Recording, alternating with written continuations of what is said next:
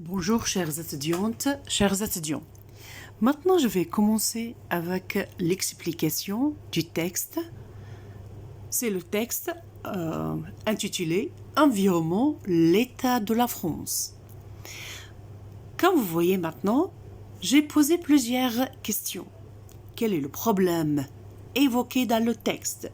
Que signifie le sigle IFEN? Que signifie le mot environnement? Que signifie effet de serre? Maintenant, à travers ces questions-là, moi, je vais répondre à toutes ces questions.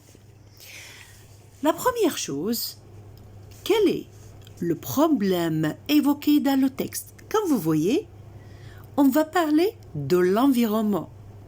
Ça veut dire le texte part de l'environnement. Qu'est-ce que ça veut dire environnement? Environnement, ça veut dire tout ce qui nous entoure.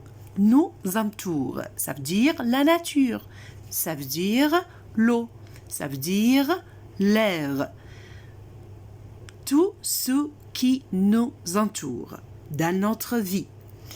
Donc, que signifie le sigle IFEN? C'est Institut français de l'environnement. الآن حول هذين السؤالين المطروحين quel est le problème évoqué dans le texte؟ ما هي مشكلة المذكورة في هذا التكست؟ نتكلم في هذا التكست عن مشكلة الانفيرومون المحيط أو البيئة التي تحيط بنا. Que signifie le sigle IFEN؟ طبعا هو هذا سيجل ما احنا مثل ما احنا عودتكم سابقا انه هي مأخوذة من الكلمات او الحروف الاولى من كل كلمة. Institut هو معهد I ça veut dire institut معهد F ça veut dire français معهد الفرنسي de l'environnement EN de l'environnement المعهد الفرنسي للبيئة أو المحيط طبعا هنا تأتي بمعنى البيئة. Donc que signifie l'effet de serre؟ الآن أنه إحنا مشكلة طبعا نعانيها في القرن 21 هي l'effet de serre.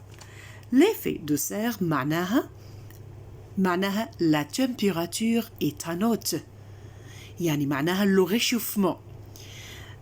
معناها الحرارة عندما تزداد عن الطبيعي فنسميها effet de serre. احنا معناها بالعربي الاحتباس الحراري. لما تصعد درجات الحرارة على الأرض هنا حنبين الأسباب صعود درجات الحرارة على الأرض. أول شيء أخذت كلمة température معناها درجات حرارة. réchauffement معناها حرارة أو الاحتباس أيضا الحراري.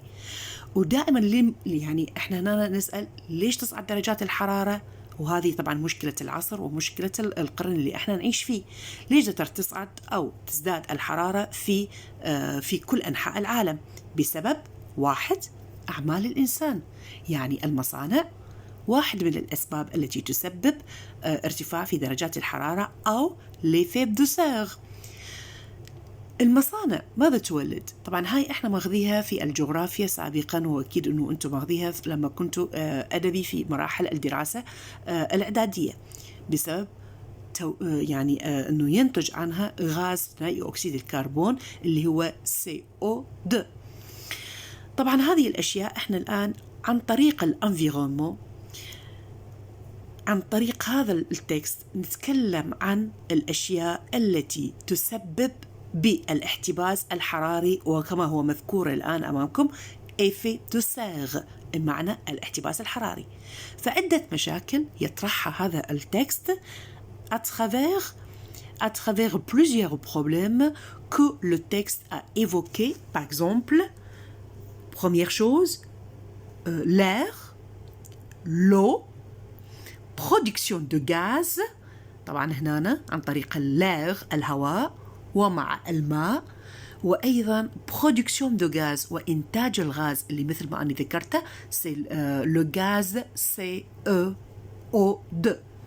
Tout cela, qu'est-ce qui conduit? Cela conduit à un effet de serre. Donc, est-ce que le problème de l'environnement est inquiétant؟ هل هي مثيرة للقلق؟ نعم. وفي القرن 21 احنا كما ذكرنا أنه وجدنا في ارتفاع ازدياد درجات الحرارة بشكل غير طبيعي، وهذا ما نلاحظه في كل دول العالم. والأسباب الآن حبتدي بذكر الأسباب en français. Première chose, multiplication des déplacements. Deuxième chose, vieillissement de la population. Troisième chose, recomposition familiale. Quatrième, c'est augmentation de la surface des logements. Cinquième, multiplication des déplacements, comme on a déjà dit, et accroissement du temps consacré aux loisirs. Attraction des régions littorales. C'est presque sixième, ou la sixième. Sixième problème que ça produit l'effet de serre. الآن je vais parler en arabe. من الأشياء التي تسبب الاحتباس الحراري اللي أول وحدة ذكرتها multiplication des déplacements.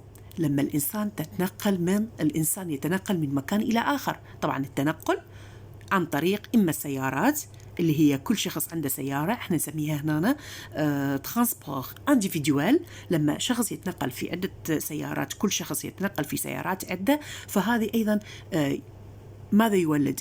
إنه الهواء سوف يتلوث، ولما يتلوث الهواء حينتج إلى غاز ثنائي أكسيد الكربون اللي هو CO2. Première chose, vieillissement de la population. احنا نلاحظ كلمة vieillissement معناها عجز أو شيخوخة. فعلا هنا حنقصد بها vieillissement de la population لما يكون عندنا نسبة عدد من الكبار السن، وهذه طبعا نسبة أنه احنا دائما في طريق الإنتاجية، والكبار السن هم ما حيستطيعون ينتجون، فلهذا قد تأثر في البيئة لعدم الإنتاج، وأنه أشخاص يزدايدون في العدد، فهذه الأسباب التراكمية التي تؤدي إلى effet de serre. Augmentation de la surface des logements، ولهذا احنا أيضا نلاحظ ازدياد عدد المباني وعدد البناء، فهذه من الأشياء التي تؤدي l'effet de serre. Accroissement du temps consacré aux loisirs، لما هنا عندنا أوقات الكثيرة المخصصة للانشغالات أو القيام بعدة أعمال يومية، فهذه واحدة من الأسباب أيضا تؤدي إلى l'effet de serre. Attraction des régions littorales، الآن نشوف أنه إحنا الناس دائما يميلون إلى المناطق المدنية والبعد عن القرى والأرياف. طبعا هنا حنيجي أيضا نتكلم عن القرى والأرياف إذا كانت الهواء فيها نقي، أو في المدن هل هي في هواها غير نقي. وأيضا طبعا هنا حسب هذه المصطلحين أو حسب هذه الديفيرونس أو حسب هذا الاختلاف حنلاحظ أنه يوجد عندنا 2 أماكن اللي هي القرى والأرياف وأيضا المدن، هل هو الهواء فيها نقي أو غير نقي، pur ou impur. Donc, ou impur.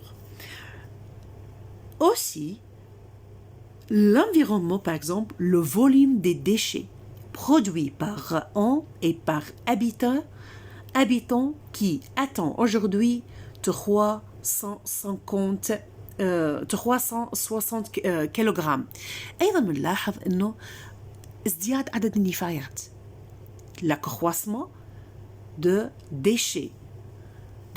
déchets معناها النفايات. فإذا أنه الإنسان عندما يكون في مصانع، لما تكون عنده في مصانع والمصانع تكون قريبة من الأنهار، وهذا ما يؤدي إلى تلوث البيئة أو تلوث الماء وتلوث أيضا الهواء وأيضا النفايات والمكبات المصانع التي تنتجها. كل هذه أدت أو تؤدي إلى l'effet de serre. Merci, je vais continuer dans la deuxième vidéo.